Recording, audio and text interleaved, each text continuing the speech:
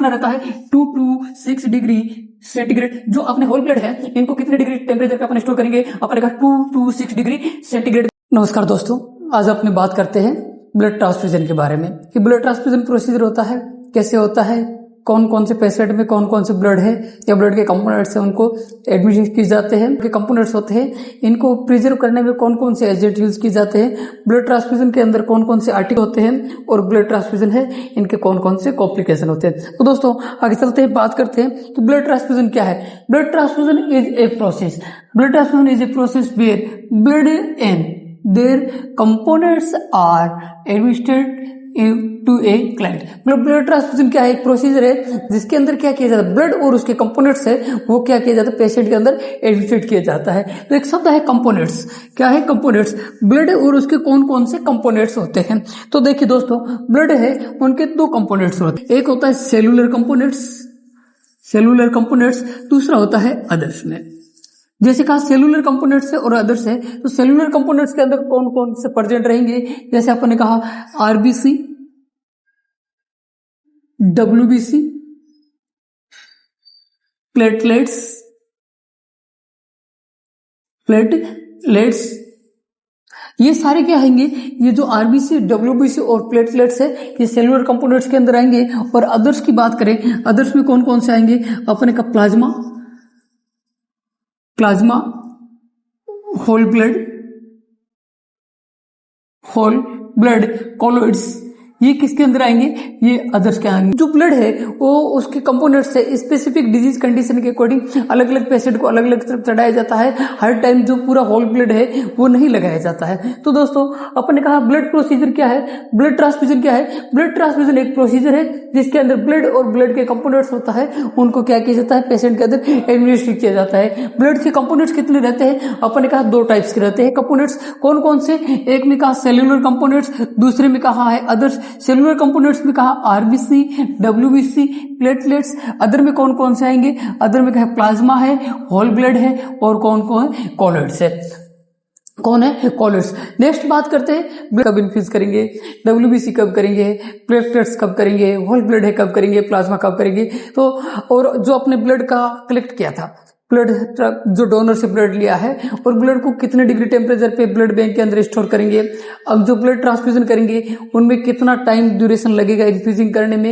Yes, तो इनके एक यूनिट होती है ब्लड की, वो उसके अंदर कितना वॉल्यूम रहता है। तो आगे बात करते हैं अपने स्पेसिफिक बारे में। जैसे अपन ने कहा कोई भी आरबीसी है, रेड ब्लड सेल है, उसके अंदर कितना वॉल्यूम रहता है एक यूनिट के अंदर।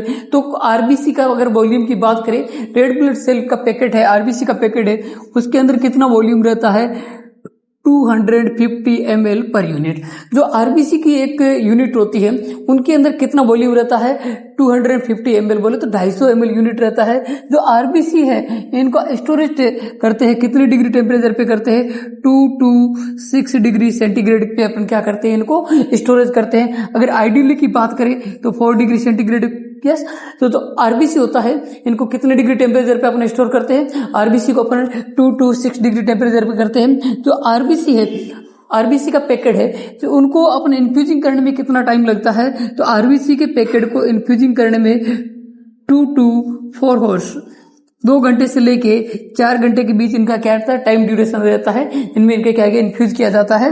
अगर इंडिकेशन की बात करें कौन कौन सी कंडीशन होगी जिनमें अपन आरबीसी है, आरबीसी को अपन ट्रांसफ्यूजन करेंगे, एनीमिया है, एनीमिया है, हिमोरेजिक है पेशेंट है, हिमोरेजिक है पेशेंट, उस कंडीशन में अपन क्या करेंगे कि सर अपन आरबीसी का इन्फ्यूज करेंगे। तो दोस्तों जब कभी भी किसी पेशेंट का हीमोग्लोबिन लेवल लेस देन 8 ग्राम पर डीएल से हो जाए तब अपन क्या करते हैं, ब्लड ट्रांसफ्यूजन स्टार्ट करते हैं। या फिर कहे कि सर जो हेमेटोक्रिट वैल्यू है वो कितना हो जाए, लेस देन 30% से कम हो जाए, तब अपन क्या करते हैं, ब्लड ट्रांसफ्यूजन स्टार्ट करते हैं। अपन का सर आरबीसी के बारे में बात की, आरबीसी है यूनिट, अपन आरबीसी है इसको अपन पेशेंट को की बात करें कितना रहता है, 2 to 4 डिग्री सेंटीग्रेड टेम्परेचर पे इनको स्टोर किया जाता है। डब्ल्यूबीसी का ट्रांसफ्यूजन की बात करें तो सर कितना रहता है, सर डब्ल्यूबीसी को ट्रांसफ्यूजन करने में इनका टाइम लगता है 1 आवर्स, 1 घंटे के अंदर करते हैं।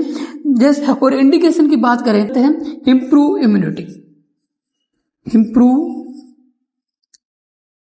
इम्यूनिटी। कोई पेशेंट एक क्रोनिक लंबे टाइम से है, उनको क्रोनिक डिसऑर्डर है, जिसके कारण क्या उसके बॉडी का इम्यूनिटी है बहुत ज्यादा वीक हो गया है, अब उसको इम्यूनिटी को इंप्रूव करना है, तो अपन क्या करेंगे, अपने WBC चढ़ाएंगे या कहेंगे न्यूट्रोपीनिया की कंडीशन हो गई है, न्यूट्रोपीनिया, WBC की संख्या है कम हो गई है, अब WBC की बढ़ाना है तो अपन क्या करेंगे, WBC का ट्रांसफ्यूजन करेंगे। क्रोनिक इन्फेक्शन में है तो उस कंडीशन में उसका बॉडी का इम्यूनिटी है बहुत ही ज्यादा डिप्रेस है, बॉडी को इम्यूनिटी को इंप्रूव करना है, बढ़ाना है बॉडी की इम्यूनिटी को, तो अपन क्या करेंगे, WBC इन्फ्यूज करेंगे। जैसे कोई पेशेंट है, उनके लंबे टाइम से इन्फेक्शन है, क्रोनिक इन्फेक्शन है, उनके अंदर अपने एंटीबायोटिक दे रहे हैं, बार बार एंटीबायोटिक दे रहे हैं, एंटीबायोटिक काम नहीं कर रही है, तो इस कंडीशन में अपन क्या करेंगे, जब एंटीबायोटिक काम नहीं करती, बॉडी के अंदर इन्फेक्शन पड़ा, ये जा नहीं रहा है, तब अपन क्या करेंगे, WBC को ट्रांसफ्यूजन करेंगे। क्या करेंगे, WBC का ट्रांसफ्यूजन करेंगे। नेक्स्ट है प्लेटलेट्स। सर प्लेटलेट्स कब कब देंगे? प्लेटलेट्स होती है दोस्तों दो प्रकार की होती है, एक तो होता है SDP, एक होता है RDP। SDP बोले तो सिंगल डोनर प्लेट्स और RDP बोले तो रैंडम डोनर प्लेट्स।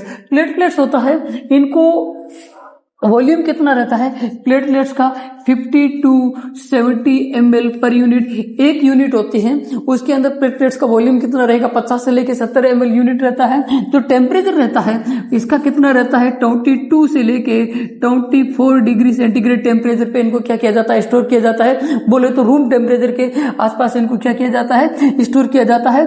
जो प्लेटलेट्स है इनको कितने टाइम पे इन्फ्यूज करेंगे, इनका टाइम ड्यूरेशन क्या रहेगा इन्फ्यूज करने का, तो दोस्तों जो प्लेटलेट्स है इनको एज सून एज पॉसिबल, जितना पॉसिबल हो उतना जल्दी के इनको क्या किया जाता है, ट्रांसफ्यूजन किया जाता है। बोले प्लेटलेट्स को कब देंगे, जैसे कोई पेशेंट है डेंगू का पेशेंट हो गया है, डेंगू है, डेंगू के पेशेंट को अपन क्या ट्रांसफ्यूजन, डेंगू के पेशेंट को अपन क्या इन्फ्यूज करेंगे, सर प्लेटलेट्स करेंगे।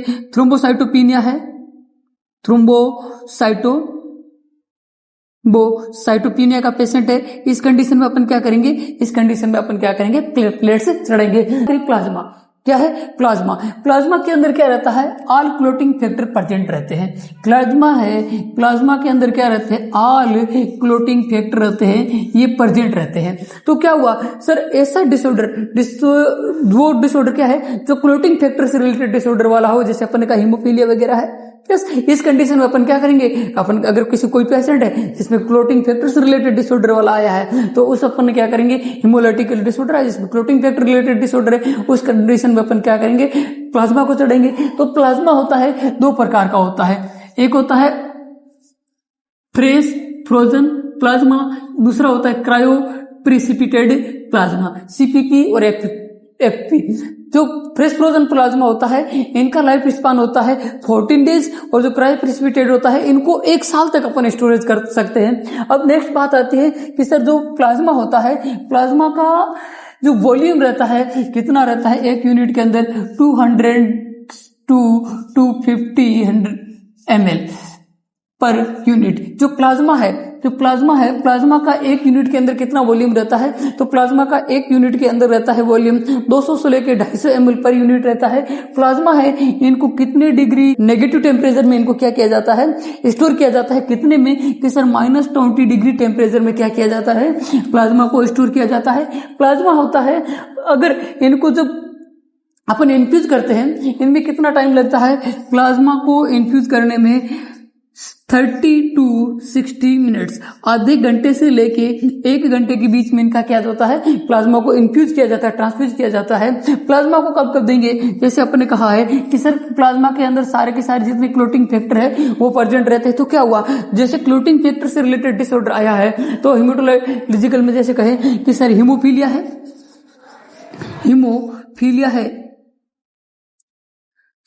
है, एंटी हीमोफिलिक फैक्टर बी है, ऐसा डिसऑर्डर हीमोफीलिया है, एंटी हीमोफिलिक फैक्टर डी है। इस डिसऑर्डर में कहेंगे अपन क्या ट्रांसफ्यूजन करेंगे, प्लाज्मा करेंगे, और कब करेंगे, अपन ने कहा हाइपोवोलेमिया। कोई पेशेंट है उनका कंडीशन हाइपोवोलेमिया का कंडीशन है, या हीमोफीलिया क्या है, एंटी हीमोफिलिक फैक्टर बी, ये सारे जिसमें है इनमें अपन क्या करेंगे, प्लाज्मा का ट्रांसफ्यूजन करेंगे। नेक्स्ट है होल ब्लड बोले तो सर क्या है, जितने भी ब्लड है उसके सारे के सारे कंपोनेंट्स उसके अंदर प्रेजेंट रहेंगे। प्लाज्मा में तो कहा था सर क्लोटिंग फैक्टर होते हैं, सारे प्रेजेंट रहते हैं। होल ब्लड में क्या कहा कि जितने भी ऑल ब्लड कंपोनेंट्स क्या रहते हैं इसके अंदर प्रेजेंट रहते हैं। जो होल ब्लड है, होल ब्लड के अंदर क्या रहते हैं, ब्लड के जितने भी कंपोनेंट्स हैं सारे के सारे ब्लड के कंपोनेंट्स क्या रहते हैं, प्रेजेंट रहते हैं। अब देखिए जो होल ब्लड है इसका कितना वॉल्यूम रहता है एक यूनिट के अंदर, तो अपन ने कहा 350 ml पर यूनिट, 350 ml एक यूनिट के अंदर, इसके अंदर क्या रहता है, वॉल्यूम रहता है 350 ml एक यूनिट के अंदर प्रेजेंट रहता है। ये टेम्परेचर कितना रहता है, 2 to 6 डिग्री सेंटीग्रेड। जो अपने होल ब्लड है इनको कितने डिग्री टेम्परेचर पे अपन स्टोर करेंगे, अपन ने कहा 2 to 6 डिग्री सेंटीग्रेड पे अपन इसको स्टोर करेंगे। जो ड्यूरेशन रहता है कितना रहता है, 1 to 4 आवर्स, 1 घंटे से लेके 4 घंटे के बीच में इनका क्या किया जाता है, टाइम ड्यूरेशन रहता है इनके अंदर, इनको इन्फ्यूज किया जाता है।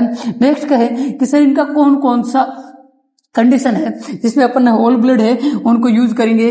जैसे अपन ने कहा सीवियर एनीमिया, सीवियर एनीमिया का पेशेंट है, सीवियर हाइपोवोलेमिया का है, सीवियर हाइपोवोलेमिया का है। जैसे कोई ट्रोमा वगैरह का पेशेंट आ गया, इमरजेंसी केसेस में ब्लड ट्रांसफ्यूजन करते हैं, यस वो वाली कहानी है। जिसमें होल ब्लड और कब यूज करेंगे, कोई पेशेंट है उसकी इम्यूनिटी है, इम्यूनिटी को क्या करना है, इंप्रूव करना है, तो इस केसेस में अपन क्या करते हैं, अपने होल ब्लड है उनको क्या किया जाता है, चढ़ाया जाता है। तो दोस्तों अपने जैसे कहा कि सर कोई भी पेशेंट आए क्या उनको होल ब्लड चढ़ाते हैं, सारे पेशेंट को नहीं, उनकी स्पेसिफिक कंडीशन देख के फिर अपने उसके ब्लड है या ब्लड के कंपोनेंट्स है कौन कौन से अपन यूज करेंगे उसके बेसिस पे अपन करते हैं। जैसे अपन ने कहा कोई पेशेंट है एक्यूट एनीमिया का है, यस, या अपन ने कहा है हीमोरेजी, एक्यूट हीमोरेजी की कंडीशन का है, तो उस कंडीशन में अपन क्या करते हैं, आरबीसी को चढ़ाते हैं, यस।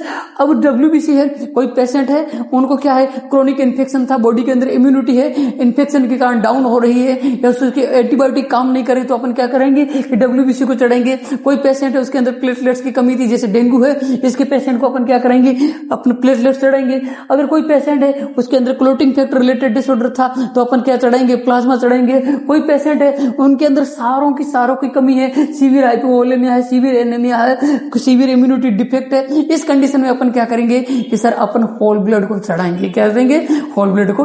नेक्स्ट है प्रोसीजर, तो अपना ब्लड ट्रांसफ्यूजन करते हैं, इनके प्रोसीजर के बारे में बात करते हैं। तो दोस्तों जो पहला होता है कलेक्शन एंड स्टोरेज, सेकंड होता है क्रॉस मैचिंग, थर्ड है ट्रांसफ्यूजन, मतलब जो अपना ब्लड ट्रांसफ्यूजन का प्रोसीजर है इनमें स्टेप मेनली 3 स्टेप रहते हैं। कौन कौन से रहते हैं 3 स्टेप्स, जिसमें पहले क्या है, कोई भी डोनर है, डोनर से अपन को ब्लड का कलेक्ट करना है। उसके बाद क्या करना है, ब्लड को ब्लड बैंक के अंदर या अपने ब्लड को कितने टाइम पे अपन को क्या करना है, स्टोरेज करना है। उसके बाद क्या है, ब्लड और जो डोनर है, डोनर और पेशेंट के बीच में उनको क्या कराना है, क्रॉस मैचिंग कराना है। थर्ड जो अपने ब्लड को कलेक्ट किया था, स्टोर किया था, क्रॉस मैचिंग कराने के बाद क्या है, ब्लड को पेशेंट के अंदर अपन ट्रांसफ्यूजन करते हैं, यस। उसके लिए अपन क्या कहा है कि सर अपने थर्ड स्टेप है ट्रांसफ्यूजन। कलेक्शन मतलब लेंगे कहां से, कोई डोनर होगा, देने वाला होगा ना, तभी तो उसके। तो सबसे पहले डोनर के बारे में बात करेंगे कि डोनर होता है, डोनर के अंदर क्या कुछ क्वालिटी रहनी चाहिए, या कहे सर डोनर के अंदर क्या कुछ कैरेक्टरिस्टिक रहेंगे डोनर के। तो डोनर होगा, उनकी एज की बात करें तो एज क्या होनी चाहिए, 18 ईयर्स टू 65 ईयर्स की बात करें। डोनर के वेट की बात करें तो weight more than 50 KG, 50 KG से ऊपर होना चाहिए। कितना रहना चाहिए, डोनर का haemoglobin level more than 12 mg per DL. जो डोनर है उसका हीमोग्लोबिन लेवल है मोर देन क्या होना चाहिए, 12 mg पर डीएल से ऊपर होना चाहिए। कि जो भी डोनर है डोनर के प्रीवियस ब्लड डोनेट में और अभी जो है इसके बीच में गैप कितना होना चाहिए, गैप प्रीवियस ब्लड डोनेट है उसके बीच में गैप कितना होना चाहिए, 3 मंथ्स। कितना होना चाहिए, 3 मंथ। तो दोस्तों अपने कहा है डोनर की क्या क्या क्वालिटी होनी चाहिए।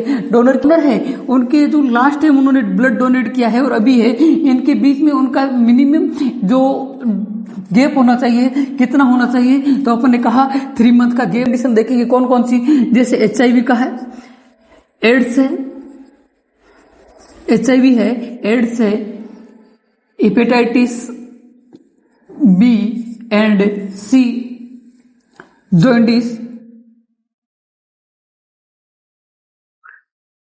Diabetes mellitus, tuberculosis,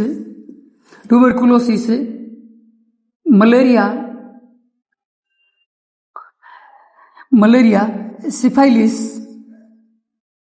syphilis.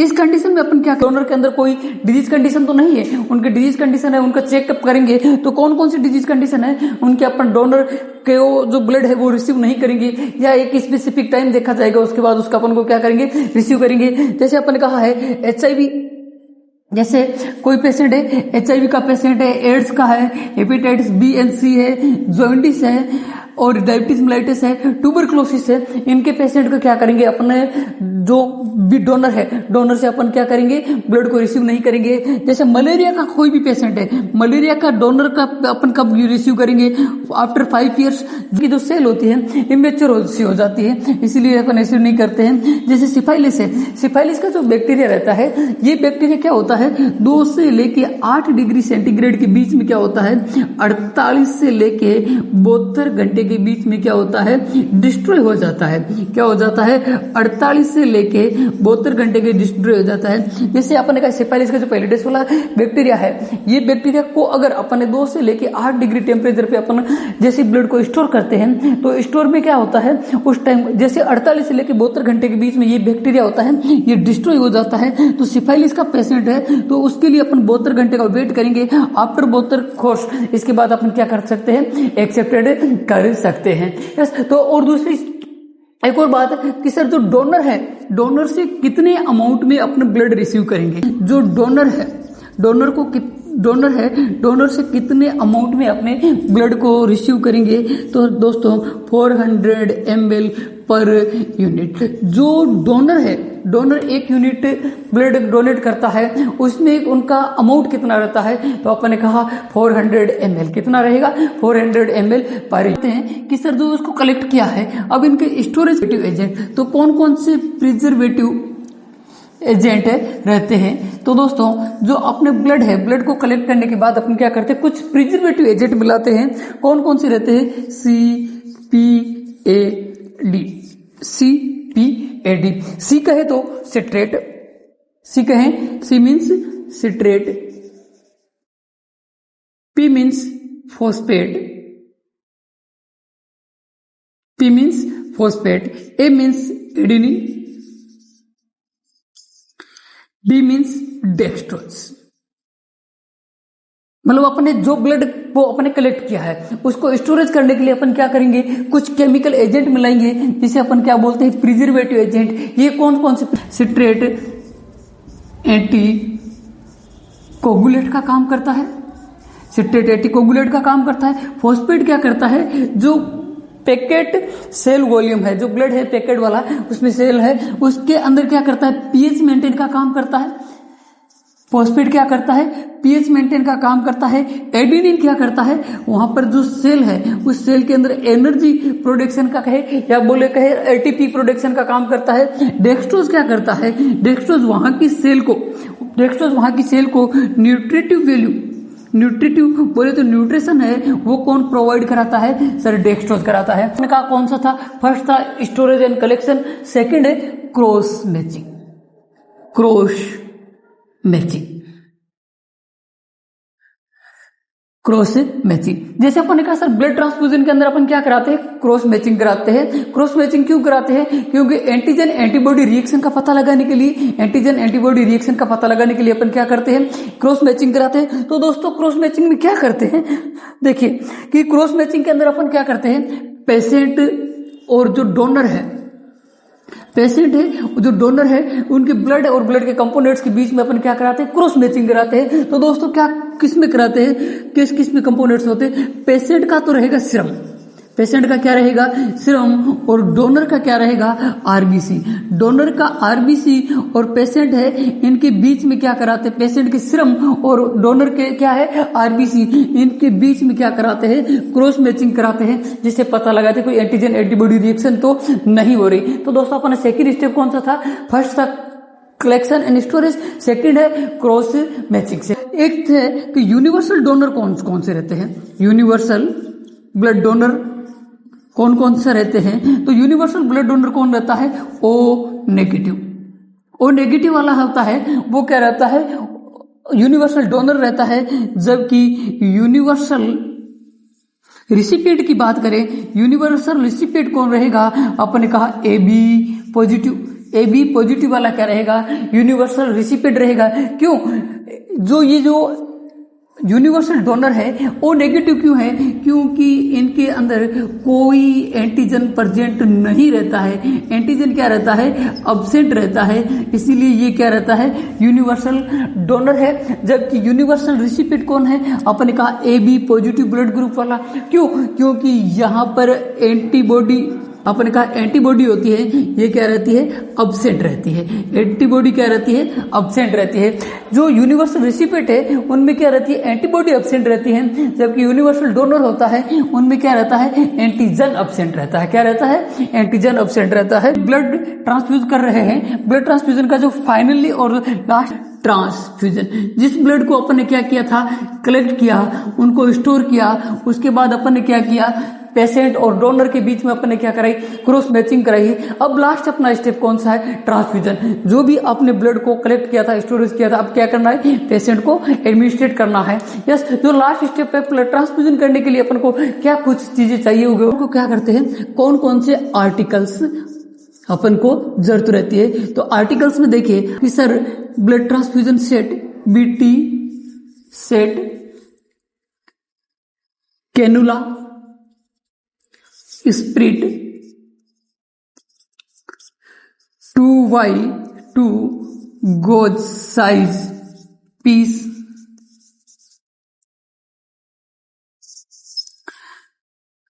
NS 0.9%। Yes, क्या कहा कि सर अपन को जो ब्लड ट्रांसफ्यूजन कर रहे हैं इसके लिए अपन को कुछ आर्टिकल्स चाहिए। कौन कौन से आर्टिकल्स चाहिए, अपन ने कहा BT set, blood transfusion set. जब अपन ब्लड ट्रांसफ्यूजन करते हैं इसके लिए अपन को क्या चाहिए होता है, ब्लड ट्रांसफ्यूजन सेट होता है। ये जो बीटी सेट होता है इनके नीचे कुछ ऐसा एक चेम्बर बना रहता है। ये क्या करता है, ब्लड जो ट्रांसफ्यूजन अपन करते हैं उसकी पेटेंसी को मेंटेन रखता है और इसके अंदर जो भी सॉलिड पार्टिकल आते हैं उनको ट्रैप करता है। इससे अपन बोलते हैं मर्फी चेम्बर। ये कोई भी मर्फी चेम्बर क्या करता है कि सर अपन ने कहा कोई भी सॉलिड पार्टिकल्स आते हैं, कोई भी सॉलिड पार्टिकल्स आते हैं, सॉलिड पार्टिकल्स को ये क्या करता है, ट्रैप करता है। क्या करता है, ट्रैप करता है। कौन करता है, मर्फी चेम्बर। क्यों, क्योंकि उसकी जो बीटी लाइन है, बीटी लाइन की पेटेंसी है, पेटेंसी को क्या करता है, बीटी लाइन की पेटेंसी को ये क्या करता है, मेंटेन कर। जो अपन ब्लड ट्रांसफ्यूजन करते हैं, ब्लड ट्रांसफ्यूजन के अंदर क्या किया जाता है, यहां पर 14, 16 और 18 गोज साइज की कैनुला होता है, इनको यूज किया जाता है। यस, 20 का भी यूज करते हैं कभी कभी। तो अपने का ये जो कैनुला होता है ये क्या होते हैं, इनकी गोज साइज रहता है, बड़ा रहता है, जिसके कारण क्या होता है, जो अपने ब्लड ट्रांसफ्यूजन करे, ब्लड ट्रांसफ्यूजन के अंदर जो सेल कंपाउंडर्स होते हैं, जो सेल बड़ी रहने के कारण क्या होते हैं, यहाँ की जो सेल होती है ब्लड के अंदर उनकी बायो अवेलेबिलिटी प्रॉपर मेंटेन रहती है, उसकी पेटेंसी होती है, मेंटेन रहती है। ये जो गोज साइज है 14, 16, 18, इनका कलर कोडिंग भी अलग अलग आता है। यस, जैसे अपन ने कहा कौन कौन से कलर रहते हैं, सर 14 का जो 40 नंबर है ये ऑरेंज कलर का रहता है, ऑरेंज। 16 का रहता है ग्रे कलर का और 18 का रहता है ग्रीन। यस, ग्रीन कलर का रहता है। तो दोस्तों ये जो कैनुला होता है, ये कैनुला 14, 16 और 18 जो साइज का रहता है, इनका कलर अलग अलग रहता है। कलर क्यों रहता है, क्योंकि अपन इजी आइडेंटिफाई कर ले। इजी आइडेंटिफाई करने के लिए इसको कलर कोडिंग दिए गए हैं। अपन का ऑरेंज, ग्रे, ग्रीन। ऑरेंज रहता है 14 का, यस, ग्रे रहेगा 16 का, और कहा ग्रीन बोले तो 18 का है। इनके अंदर क्यों अलग अलग कलर कोडिंग रहता है, अपन का इजी आइडेंटिफाई करने के लिए। और देखिए कोडिंग के अलावा जो अपन गोज साइज की बात कर रहे हैं ये क्यों अलग अलग होती है, क्योंकि इनकी फ्लो रेट की बेसिस पे कि इनको अलग अलग किया गया है। जैसे अपन ने कहा है जो ऑरेंज कलर का है 14 नंबर गोज साइज का, इनका फ्लो रेट कितना रहता है, इनका फ्लो रेट रहता है 270 से लेके 30 ml पर मिनट। 1 मिनट के अंदर 270 से लेके अप्रोक्स 300 ml क्या रहता है, इनका फ्लो रेट रहता है। यस, अगर ग्रे की बात करें 180 to 200 ml पर मिनट। जो ग्रे कलर का कैनुला है 16 गेज साइज का, इनका फ्लो रेट कितना रहता है 180 से लेके 200। और ग्रीन का रहता है, ग्रीन की फ्लो रेट की बात करें तो कितना रहता है, अपने कहा है 90 to 100 ml पर मिनट। क्या है कि सर ये जो कलर कोडिंग है, कलर कोडिंग तो अपन को इजी आइडेंटिफाई कर लेता है। ये जो गोज साइज है, ये गोज साइज किस लिए डिफरेंट है, क्योंकि इनका जो गोज साइज है ये इसलिए डिफरेंट साइड है क्योंकि फ्लो रेट होता है इनका डिफिशिएट रहता है। जैसे अपन ने कहा ग्रीन का देखे तो अपन ने कहा 90 to 100 ml पर मिनट, ग्रे का देखे 180 to 200 ml पर मिनट, और ऑरेंज का देखे 270 से लेके 300 ml पर मिनट। अगर रफली बात करें तो जो ग्रीन कलर का है एवरेज 100 ml के आसपास का है। यस, और जो ग्रे कलर का है, यस ग्रीन का है एवरेज अप्रोक्स 100 के आसपास का है, और ग्रे कलर का है अप्रोक्स 200 ml पर मिनट के आसपास का है। और जैसे कहे ऑरेंज कलर का देखे तो 300 ml पर मिनट के ये क्या होता है, इनके एवरेज है। डेट है, कोई पेशेंट है वो न्यू डेट है, उसमें अपन को ब्लड ट्रांसफ्यूजन करना है तो क्या करेंगे, यहाँ पे दोस्तों अपन 4 to 6 फ्रेंच साइज का क्या करेंगे, कैनुला यूज करेंगे। 4 to 6 इसमें अपने कहा NS नॉर्मल सलाइन 0.9%। क्यों यूज करते हैं, क्योंकि जब भी ब्लड ट्रांसफ्यूजन होता है कब यूज करते हैं, ब्लड ट्रांसफ्यूजन के बिफोर एंड आफ्टर। जो भी अपन ब्लड ट्रांसफ्यूजन का प्रोसीजर कर रहे हैं, ब्लड ट्रांसफ्यूजन के प्रोसीजर को स्टार्ट करने से पहले और जो ब्लड ट्रांसफ्यूजन कंप्लीट हो गया है उसके बाद क्या करते हैं, अपने नॉर्मल सलाइन 0.9% का यूज करते हैं। एनएस को क्यों यूज करते हैं, क्योंकि अदर जो भी सॉल्यूशन होते हैं, अदर सॉल्यूशन क्या कराते हैं, हीमोलाइटिक रिएक्शन कराते हैं। क्या कराते हैं, हीमोलाइटिक रिएक्शन कराते हैं। इसीलिए अपन क्या यूज करते हैं, एनएस करते हैं। देखने होते हैं जो बीटी लाइन होती है, बीटी लाइन की क्या करते हैं, पेटेंसी को क्या करते हैं, पेटेंसी को क्या करते हैं, मेंटेन करते हैं। और अदर को क्यों नहीं करते, क्योंकि ये हीमोलाइटिक रिएक्शन कराते हैं। इसीलिए अपन क्या करते हैं, एनएस को यूज करते हैं। और अपने का क्या यूज करते हैं, अपने का स्पिरिट, अपने कौन यूज करते हैं ब्लड ट्रांसफ्यूजन के रिएक्शन में, और क्या यूज करते हैं, अपने कहा स्पिरिट। स्पिरिट क्यों यूज करते हैं, क्योंकि ये क्विक डिसइंफेक्टेड का काम करता है, क्विक डिसइंफेक्टेड का काम करता है। इसीलिए अपने क्या यूज करते हैं, स्पिरिट यूज करते हैं। और क्या यूज करते हैं, 2x2 गोज साइज पीस, जो अपने 2x2 गोज साइज पीस है इनको यूज करते हैं। क्यों, क्योंकि ब्लड ट्रांसफ्यूजन के करने के बाद वहां से अपन जैसे कैनुला वगैरह रिमूव करेंगे, वहां पर ब्लीडिंग वगैरह होने के चांसेस है, तो अपन इसी को प्रिवेंट करने के लिए अपन क्या करेंगे, 2x2 goes size pieces use करेंगे। यस, यूज होता है, क्या होता है, मैक्रोसेट यूज होता है। मैक्रोसेट बोले तो यहाँ की जो ड्रॉप होती है वो ड्रॉप क्या रहती है, 10 to 15 ड्रॉप पर ml। कितनी रहेगी, 1 ml के अंदर कितनी ड्रॉप रहेगी, 10 to 20। जो मैक्रोसेट के अंदर जो ड्रिप रेट रहता है 10 to 20 ड्रॉप पर ml रहती है। अगर एवरेज की, आइडियल की बात करें तो 12 ड्रॉप पर ml, 12 ड्रॉप पर ml रहता है। तो दोस्तों ध्यान रखिए, जो इनिशियली फेजेस है ब्लड ट्रांसफ्यूजन का, जो इनिशियली 15 मिनट्स होता है, उनमें क्या होता है, जो ब्लड ट्रांसफ्यूजन करते हैं इनकी रेट होती है स्लो रखी जाती है। क्यों, क्योंकि जो इनिशियली 15 मिनट्स होते हैं उनके अंदर जैसे कोई हीमोलाइटिक रिएक्शन, एलर्जिक रिएक्शन वगैरह है, उसको इजी आइडेंटिफाई कर सके, पेशेंट को कॉम्प्लिकेशन में जाने से बचा लगे।